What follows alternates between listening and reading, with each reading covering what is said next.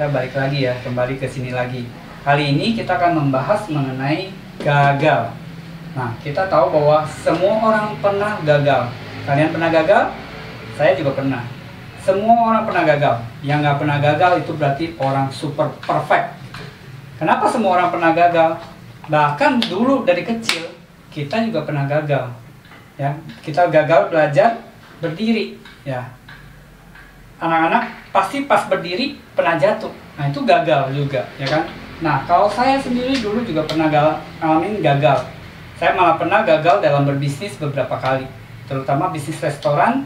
Saya pernah waktu saya kuliah, saya buka bisnis restoran, gagal juga. Waktu saya kerja, saya buka bisnis makanan, gagal juga. Waktu setelah itu, saya pulang dari Taiwan, yang seperti saya kemarin cerita di video sebelumnya, juga gagal juga. Nah, waktu saya ngalamin gagal, waduh, itu saya stres. Waktu tidur, saya bahkan susah tidur. Bahkan yang paling parah, saya telepon orang tua saya. Itu setiap kali saya telepon, itu saya meneteskan air mata. Kenapa? Karena merasa gagal, depresi.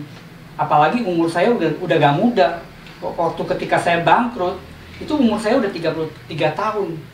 Makanya saya merasa gagal banget. Umur segitu belum bisa membahagiakan orang tua, belum bisa memberikan mereka pendapatan. Itu saya merasa benar-benar gagal sekali. Terus bagaimana cara melawan kegagalan? Waktu ketika saya alami itu, yang saya lakukan adalah terus berusaha dan tidak berdiam diri. Ketika saya gagal, saya tidak berpasrah diri, saya tidak terus terpuruk, saya memulai sesuatu yang baru. Kalau saya gagal di satu hal ini, saya coba lagi dengan yang baru, bisnis yang baru. Walaupun dengan modal yang cuma sisa sedikit, saya coba lagi. Saya berjuang untuk mendapatkan itu. Jadi saya coba menghindari keterpurukan itu dengan cara bangkit, motivasi diri sendiri. Kamu pasti bisa, kamu bisa, ayo terus, kamu pasti bisa gitu. Nah, itu saya lakukan. Kenapa? Karena ketika kamu gagal, itu kamu minder gitu loh. Kamu merasa minder, kamu merasa mulai menarik diri, kamu mulai merasa malas, mulai merasa depresi. Itu membuat kita susah. Oleh sebab itu kita harus motivasi diri kita sendiri lagi gitu loh. Kita punya tujuan yang pasti, seperti saya punya tujuan, saya ingin bahagiakan orang tua saya. Saya ingin terus berjuang. Oleh sebab itu saya ngambil satu langkah. Saya coba kerjakan sesuatu yang baru. Oleh sebab itu ketika cara melawan paling gagal adalah bangkit dari kegagalan. Jadi cara melawan kegagalan yang saya lakukan adalah, yang pertama saya punya tujuan dulu, fokus. Saya ingin membahagiakan orang tua.